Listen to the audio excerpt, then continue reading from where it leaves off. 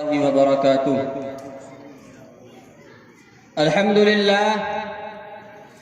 لله رب العالمين، والصلاة والسلام على شمس الهداية واليقين وعلى آله وأصحابه أجمعين. أما بعد، فقد قال الله تبارك وتعالى في الكلام المجيد والفرقان الحميد: أعوذ بالله من الشيطان الرجيم، بسم الله الرحمن الرحيم. إن تنصروا الله ينصركم ويثبت أقدامكم. وقال في موضع آخر: وأنتم الأعلون إن كنتم مؤمنين. عن أبي سعيد الخدري رضي الله عنه قال: قال رسول الله صلى الله عليه وسلم: أفضل الجهاد كلمة حق عند سلطان جائر، أو كما قال صلی اللہ علیہ وسلم. ہر سمت مچلتی کرنوں نے افسون شب غم توڑ دیا. اب جاگ اٹھے ہیں دیوانے، دنیا کو جگا کر دم لیں گے. یہ بات آیا ہے دنیا پر، ہم پھول بھی ہیں تلوار بھی ہیں. یا بزم جہاں مہکائیں گے، یا خون میں نہا کر دم لیں گے. سوچا ہے کفیل اب کچھ بھی ہو، ہر حال میں اپنا حق لیں گے. عزت سے جیے تو جی لیں گے، یا جام شہادت پی لیں گے. میرے محترم عزیز ساتھیوں اور پردہ نشین میری مائیں اور بہنیں، آج میں آپ حضرات کے سامنے ہندوستان کے مسلمانوں پر ہونے والے سیاسی ظلم و ستم اور دین اسلام کو جڑ سے ختم کرنے کی نہایت گھناؤنی اور ناپاک سازش اور کوشش کے موضوع پر کچھ عرض کرنا چاہتا ہوں.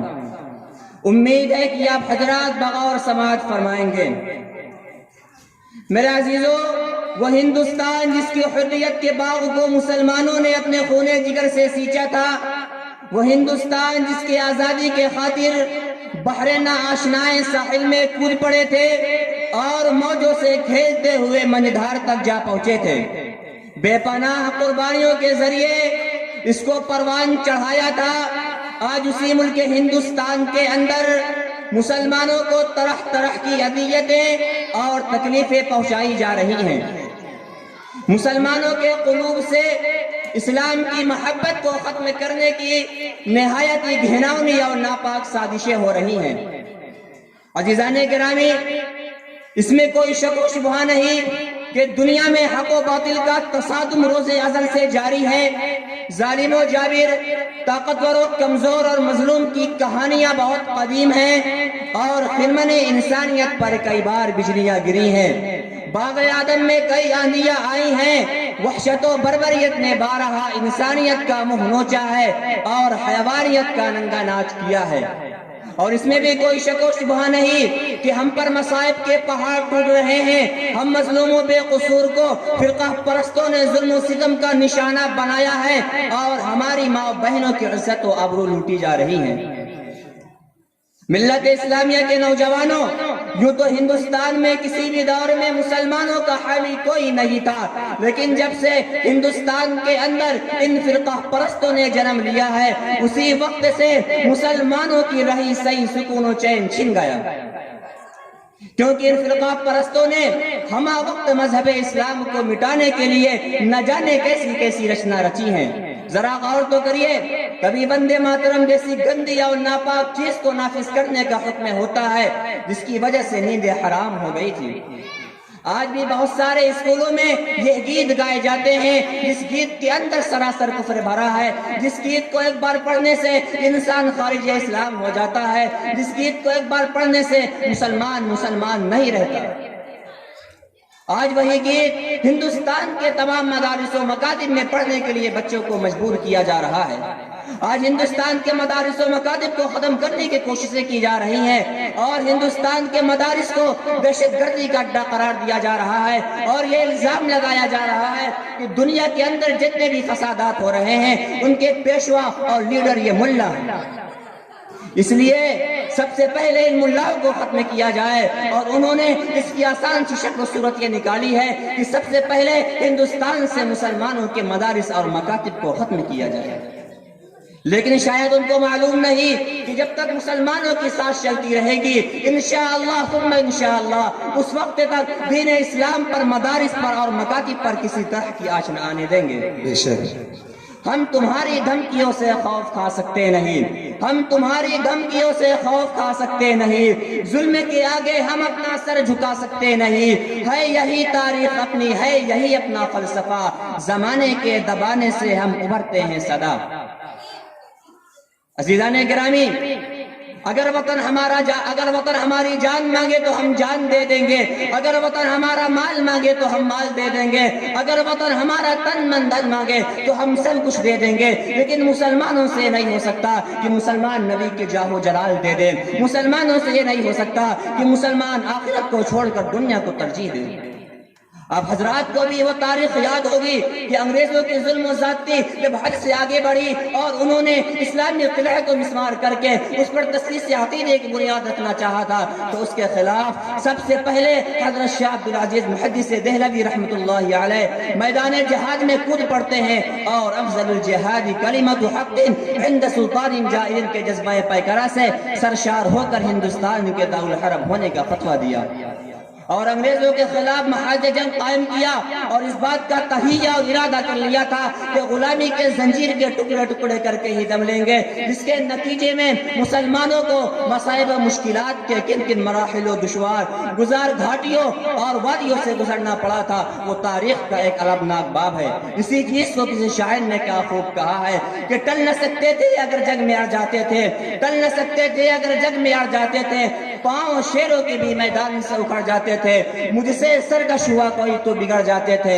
تیغ کیا چیز ہے ہم توپ سے بھی لڑ جاتے تھے۔ عزیزان گرامی، وہ ٹیپو سلطان شہید علیہ الرحمہ کی ذات تھی جس نے یہ کہہ کر کہ گیدڑ کی 100 برس کی زندگی سے شیر کے ایک دن کی زندگی بہتر ہے، لوگوں کے رگے مردہ میں آزادی کی برقی لہر دوڑا دی تھی اور خود بھی انگریزوں کے خلاف برسرے پیکار رہے، یہاں تک کہ میسور کی دھرتی پر خون کا آخری قطرہ بھی اسی آزادی کے خاطر بہا کر شہید ہو گئے۔ جیزان گرامی، اگر یہ مسلم قائدین کا قافلہ غلام ہندوستان کے پرپیش اور بھیانک جنگل میں آزادی کی شاہراہ بنانے کی غرض سے سرگرم سفر نہ ہوتا تو یہ تنگ نظر احسان فراموش غدار جو ہم سے وفاداری کی سند مانگتے ہیں، میں آج ان سے اعلان یہ بات کہہ دینا چاہتا ہوں کہ اگر ہمیں غدار تو پابند وفا تم بھی نہیں، کہ اگر ہمیں غدار تو پابند وفا تم بھی نہیں، اپنی کثرت پہ نہ اتراؤ خدا تم بھی نہیں۔ جزانے گرامی، یہ فرقہ پرست اس ملک کو کبھی بھی آزاد نہیں کرا سکتے تھے۔ میں اب حضرات سے پوچھتا ہوں کہ کیا مسلمانوں نے جنگ آزادی اس لیے لڑی تھی کہ وہ حکومت کرے؟ کیا مسلمانوں نے اپنے جسموں پر زخم اس لیے کھائے تھے کہ وہ برسر اقتدار ہو؟ کیا مسلمانوں نے اپنا خون اس لیے بہایا تھا کہ وہ حکومت کرے؟ نہیں، ہرگز نہیں، بلکہ اسلام کو برقرار رکھنے کے لیے، توحید کو برقرار رکھنے کے لیے، ایمان کو برقرار رکھنے کے لیے اور ہندوستانیوں کو غلامی کی زنجیر سے آزاد کرانے کے لیے۔ لیکن آج پھر حکومت فرقہ پرست انگریزوں کی طرح ہمارے دین پر حملہ کرنا چاہتی ہے۔ یاد رکھیں، اگر یہی حال رہا تو ان فرقہ پرستوں کو بھی انگریزوں کی طرح منہ کی کھانی پڑے گی اور اپنے عہدے سے سبکدوش ہونا پڑے گا۔ ملت اسلامیہ کے غیور نوجوانوں، اپنی غفلت کی چادر چاک کر کے عقل و ہوش کی زرہ پہن لو، اپنے اندر انقلاب پیدا کرو، اپنی تقدیر کو سنوارو، کیونکہ قوموں کی تقدیر خود بنائی جاتی ہے، جیسا کہ رب العالمین کا فرمان ہے، ان اللہ لا یغیر ما بقوم حتی یغیروا ما بانفسہم، کہ خدا نے آج تک اس قوم کی حالت نہیں بدلی، خدا نے آج تک اس قوم کی حالت نہیں بدلی، نہ ہو جس کو خیال خود اپنی حالت بدلنے کا۔ عزیزان گرامی، ہم بہت کچھ کھو چکے ہیں، لیکن ہماری سب سے بڑی متاع اسلام ہمارے پاس موجود ہے، ابھی بھی ہمارے سینوں میں ایمان و یقین کی مشعلیں روشن ہے، اور جو لوگ اسلام پر مرنا اور جینا چاہتے ہیں، کفر کا سیلاب ان کے دل سے عشق رسول کی چنگاری نہیں بجھا سکتا۔ الحق یعلو ولا یعلا، حق تو ہمیشہ غالب اور سربلند رہتا ہے، اس کو کوئی چیز مغلوب نہیں کر سکتی۔ اسلام تو ہمارے لیے وہ تلوار ہے جو کفر کے ہر تلوار کو کاٹ سکتی ہے. اسلام ہمارے لیے روشنی کا وہ منارہ ہے جو ظلمت کی گھٹاؤں کو ختم کر سکتا ہے. ملت اسلامیہ کے غیور نوجوانوں، آج تمہارے عزت و آبرو کے امتحان کا وقت آ چکا ہے. آج تاج محل کی پرسکون عمارتیں تم سے فریاد کر رہی ہیں. آج قطب مینار تمہارا مرثیہ پڑھ رہا ہے. آج بابری مسجد کی دلخراش شہادت تمہاری خودداری کی تائے رباب کو جھنجھوڑ رہی ہے. اور آج وہ مسلم خواتین جن کے عزت احترام کو پامال کیا گیا تھا وہ تمہیں آواز دے رہی ہیں. اے ملت اسلامیہ کے نوجوانوں، اے محمد بن قاسم کے فرزندوں، اے صلاح الدین ایوبی کے امنشینوں، اے طارق ابن زیاد کے ماننے والوں، تم بیدار ہو جاؤ، اپنے اندر انقلاب پیدا کرو، اپنی تقدیر کو سنوارو. اس لیے یا دشمن اسلام نے تمہارے خلاف کمر کس لی ہے. آج اغیاروں نے تمہیں ہندوستان سے ختم کرنے کی کوششیں شروع کر دی ہیں. اگر تم اب بھی اپنے اندر انقلاب نہیں پیدا کیے اور اپنے بچاؤ کا سامان مہیا نہیں کیا تو یاد رکھیں وہ دن دور نہیں کہ بوسنیا کے مسلمانوں کی طرح آپ لوگ بھی ذلیل اور خوار ہو جائیں. وہ دن دور نہیں کہ بوسنیا کے مسلمانوں کی طرح گاجر اور مولی کی طرح کاٹے جائیں اور آپ لوگوں کا بھی کوئی پرسان حال نہ ہو. عزیزان گرامی، جب بھی وقت آئے تو مرد مجاہد کی طرح یہ کہتے ہوئے میدان جہاد میں کود پڑے کہ باطل سے ڈرنے والے آئے آسمان نہیں ہم، کہ باطل سے ڈرنے والے آئے آسمان نہیں ہم. 100 بار کر چکا ہے تو امتحان ہمارا. لیکن عزیزو، اس کے لیے ایک شرط ہے. وہ شرط یہ ہے کہ پہلے ہم اور آپ اپنے اندر اتحاد و اتفاق پیدا کریں، کیونکہ اتحاد و اتفاق ایک ایسی قیمتی دولت ہے جس کی وجہ سے انسانوں کی قلت کے باوجود بھی دشمنوں کے بڑے بڑے لشکروں اور گروہ کو شکست فاش ہوتی ہے. معرکہ بدر میں صحابہ کرام کی تعداد صرف اور صرف 313 ہے، لیکن ان کے پاس اتحاد و اتفاق کی ابدی دولت موجود تھی، جس کے نتیجے میں فتح و کامرانی اور ظفر و کامیابی نے ان کے قدم چومے اور باطل کو شکست فاش ہوئی. لیکن افسوس کے ساتھ کہنا پڑتا ہے کہ آج مسلمانوں نے اس زبردست قوت اور فولادی طاقت کو پامال کر دیا ہے. آج اہل ایمان نے اس شرچشمے کو ضائع اور برباد کر دیا ہے. میرے بھائیوں، یاد رکھیں ہمارے اندر اختلافات، تنازعات، تشاجرات، فرقہ بندی اور نفرت آ گئی ہے، جس کی بنا پر دوسری قومیں فائدہ اٹھاتی ہیں اور ہمیں نفرت کی نگاہ سے دیکھتی ہیں.